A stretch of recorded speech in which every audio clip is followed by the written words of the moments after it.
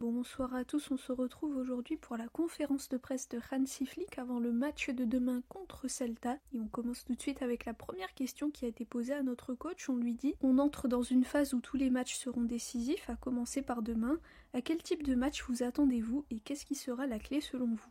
Hansi répond: le Celta sait comment jouer, ils ont une idée claire de l'idée de jeu, ils sont très courageux dans la construction, c'est important qu'on montre nos points forts et qu'on fasse ce qu'on n'a pas su faire contre Dortmund. On en a parlé ce matin pour qu'on fasse mieux. Ensuite on lui dit: après ce qui s'est passé à Dortmund, pensez-vous qu'il s'agit d'une erreur ponctuelle ou quelque chose qui doit attirer votre attention? Hansi répond: vous savez combien de matchs on a joué ces derniers jours?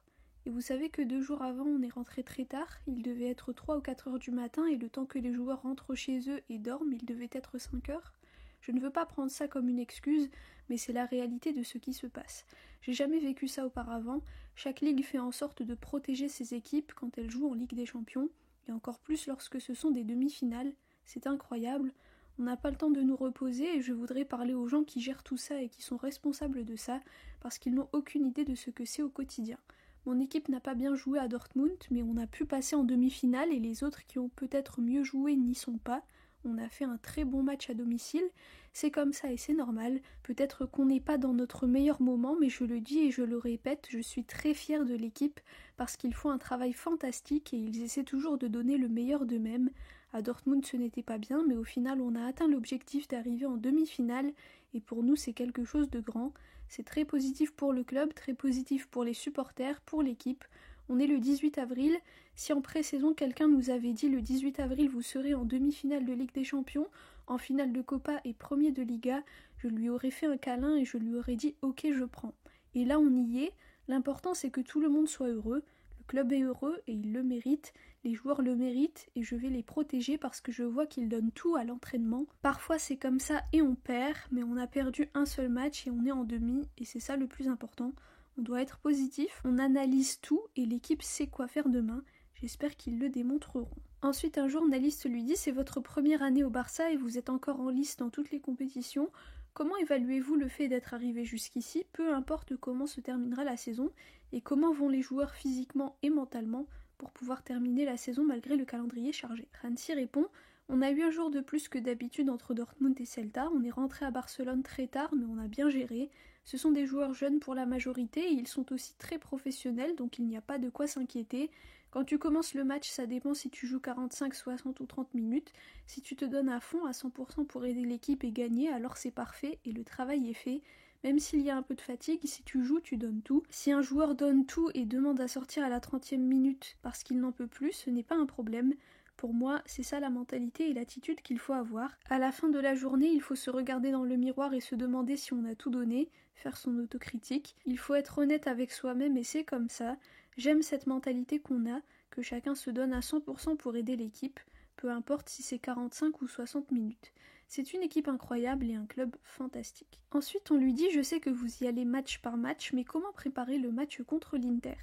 Hansi répond: j'apprécie leur manière de jouer, c'est une équipe très expérimentée, ils défendent très bien, ils sont bien organisés, avec ballon ils sont très intelligents, ils ont des attaquants incroyables et en défense aussi. Benjamin Pavard était l'un de mes joueurs et je l'aime beaucoup, il est fantastique et très professionnel, c'est une garantie et je suis content de pouvoir le revoir lors de ces 2 matchs.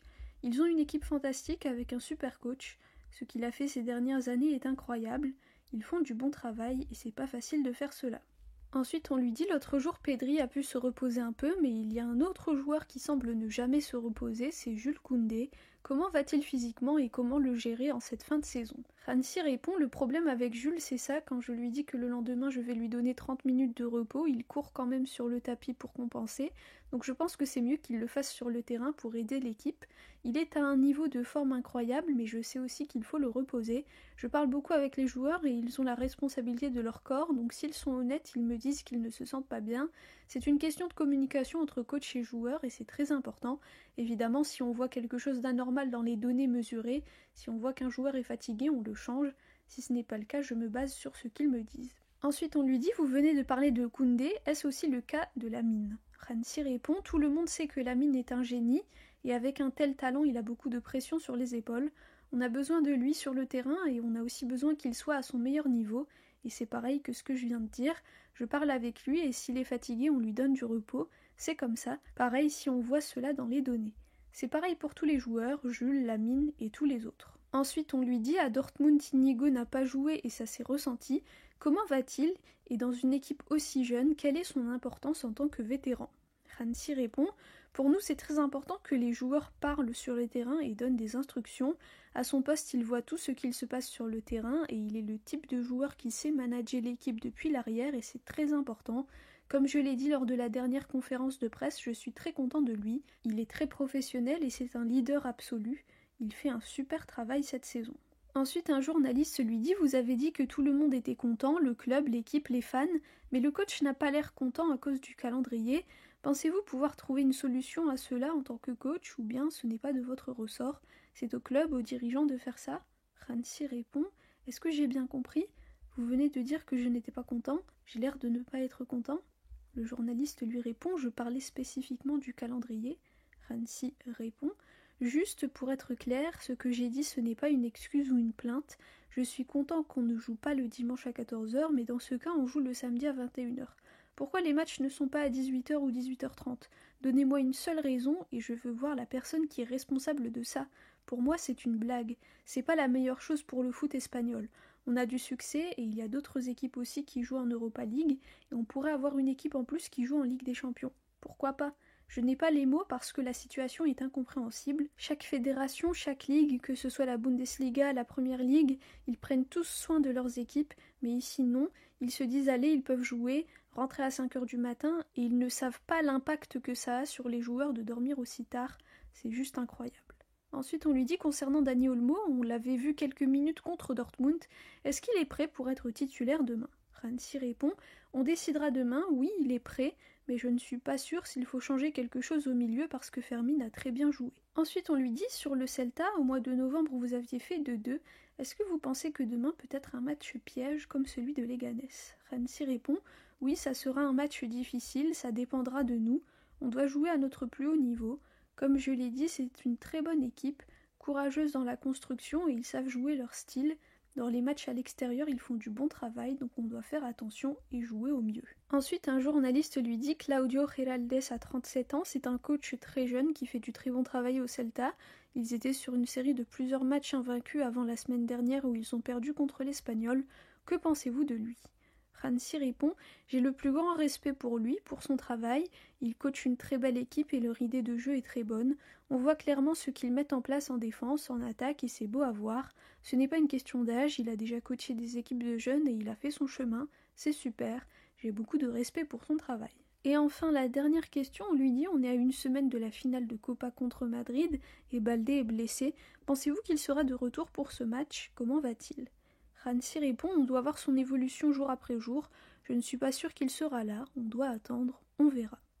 Voilà pour la conférence de presse de Hansi Flick avant le match de demain contre Celta Vigo à domicile à 16h15. On se rapproche petit à petit de la fin de saison, donc il faut assurer et continuer à gagner parce que chaque match est décisif, chaque match est une finale. C'est vrai que c'est pas facile avec ce rythme, avec ce calendrier.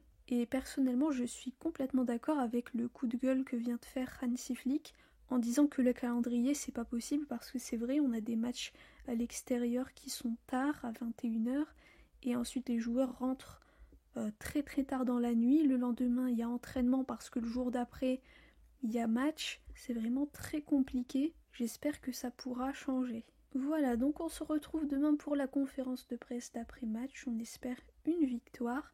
Donc attention parce que le Celta Vigo, quand on les a affrontés en première partie de saison, on avait fini sur un match nul. Donc la dernière fois dans l'autre vidéo, je vous avais dit qu'on avait fini sur une défaite, mais non, je me suis trompée.